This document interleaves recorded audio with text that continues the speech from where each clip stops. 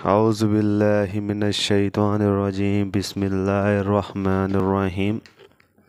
Welcome to my channel वे doctor talks. मैं हूं doctor Rizwan Jamal, I am a veterinarian doctor.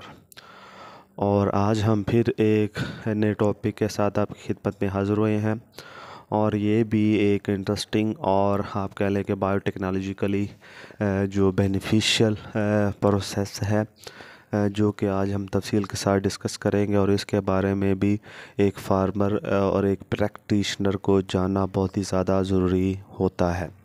तो टॉपिक की तरफ जाने से पहले हम आपसे रिक्वेस्ट करते हैं कि अगर आपको मेरा चैनल अच्छा लगता है, इन्फॉर्मेटिव लगता है और आपको इससे हेल्प मिलती है, तो प्लीज़ मेरे चैनल को लाइक करें, सब्सक्राइब करें और दूसरों के साथ शेयर करें, और बेल आइकन को लाजमी प्रेस कर दें ताकि नोटिफिकेशन के ज़रिए आपको मेरी हर नई आने वाली वीडियो फ़ौरन मिलती रहे और आप उसको देख के फ़ायदा हासिल कर सकें।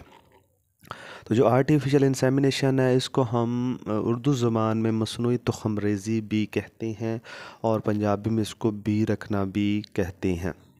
अब इसको अगर शॉर्ट टर्म में कहें तो इसको AIB कहते हैं। ठीक है, अब इसकी डेफिनेशन की तरफ आते हैं, फिर आपको मैं इसको उर्दू में एक्सप्लेन करूँगा।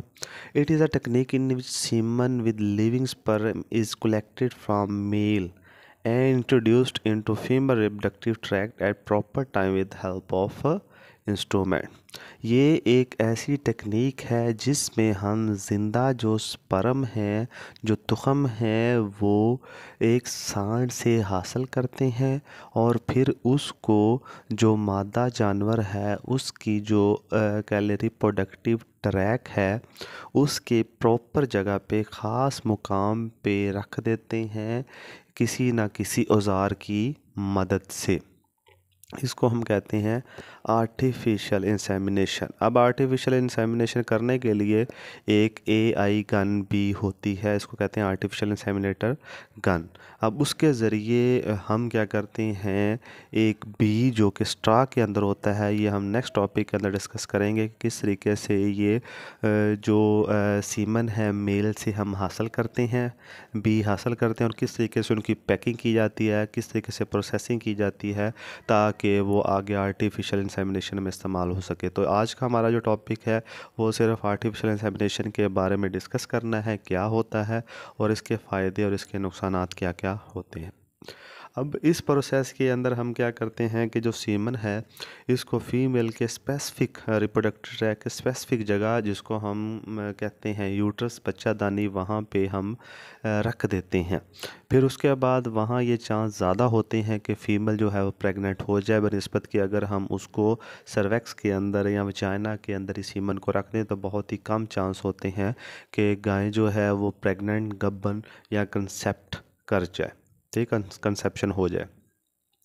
अब सबसे पहले जिस चीज़ की आर्टिफिशियल इंसेमिनेशन की गई थी वो घर में पाई जाने वाली एक बिच या आप कह लें कि फ़ीमेल डॉग थी, जिसको हम बिच कहते हैं। और ये प्रोसेस जो फर्स्ट टाइम हुआ था आर्टिफिशियल इंसेमिनेशन का इन बिच के अंदर वो 1780 के अंदर हुआ था, लाज़ेनो स्पाल्बांज़ानी।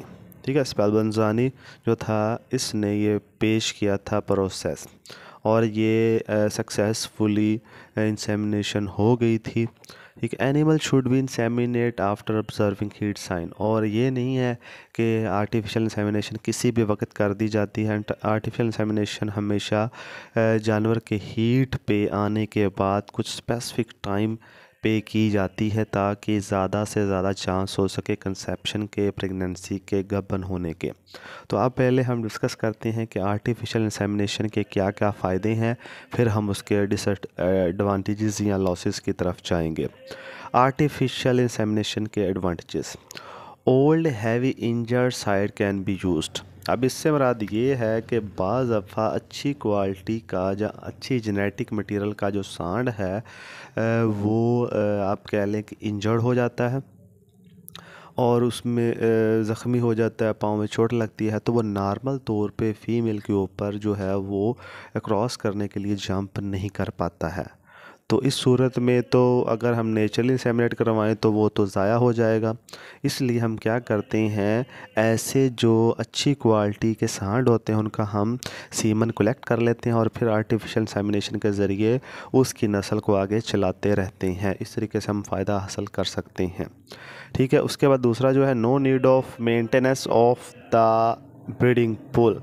अब इस तरीके से हमें क्या करना पड़ता है कि हमें किसी भी एक बुल को चारा खिलाने की ज़रूरत नहीं है, ना उसको मेंटेन करना पड़ता है, उसकी खुराक का हमें ख्याल नहीं रखना पड़ता है, क्योंकि हम जो है उससे सीमन हासिल कर लेते हैं और उसको एक जो हम कह लें कि बॉक्स होता है सीमन रखने के लिए, प्रिजर्वेशन के लिए, उसके अंदर उसको हम प्रिजर्व कर देते हैं। तो हमें किसी भी चीज़ की, चारे की, फॉडर की ज़रूरत नहीं पड़ती है। ठीक है। लेकिन अगर हम नेचुरली करवाना चाहते हैं तो उसके लिए हमें बुल रखने पड़ेंगे, और बुल को संभालने के लिए फिर केयर टेकर, फार्मर, चारे की बहुत सारी चीज़ों की ज़रूरत पड़ती है जो कि आर्टिफिशियल इंसेमिनेशन में ज़रूरत नहीं पड़ती है। Prevent spread of certain contagious disease, और बहुत सारी ऐसी बीमारियां जो कि मेल से फीमेल में या फीमेल से मेल में ट्रांसफ़र होती हैं, उनके चांस भी आर्टिफिशियल इंसेमिनेशन के ज़रिए बहुत ही कम हो जाते हैं। Progeny testing can done at early age, और इससे हम ये भी कर सकते हैं कि जब कोई गाय जो है वो प्रेग्नेंट हो जाती है, गब्बन हो जाती है, तो हम उसका जल्दी से प्रेगनेंसी टेस्ट कर लेते हैं कि वो गब्बन है कि नहीं है। उसके बाद semen of the desire sire can be used even after its death.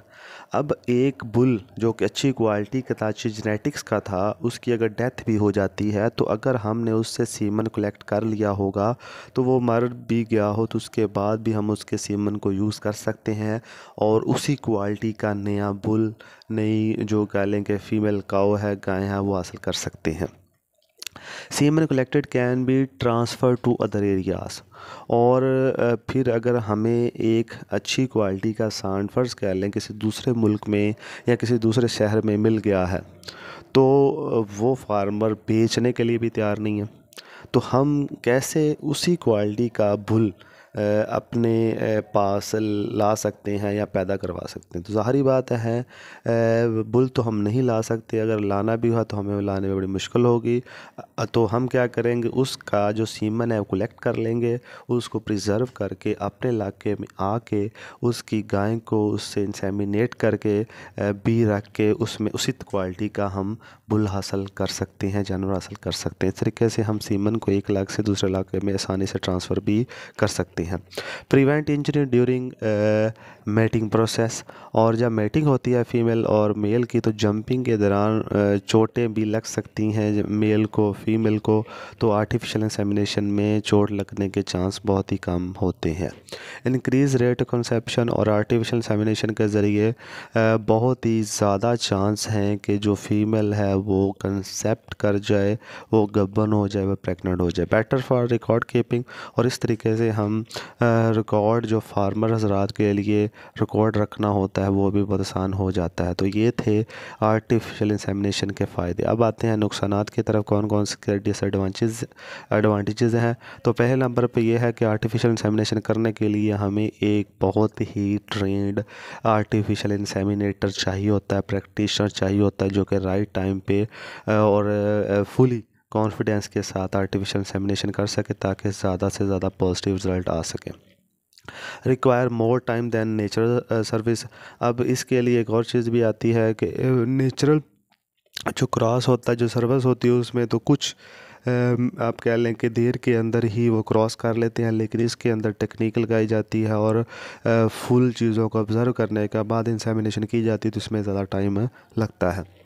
Should have knowledge about female reproductive tract, और जो आर्टिफिशियल इंसेमिनेटर होता है, जो इंसेमिनेशन भी रख रहा होता है, उसको इतना तो इल्म होना चाहिए कि रिप्रोडक्टिव ट्रैक का कौन सा पार्ट है, कहाँ उसको जाके ये इंसेमिनेशन करनी है। तो ये भी बहुत ज़रूरी होता है, कोई एक लेमैन ऐसा काम नहीं कर सकता।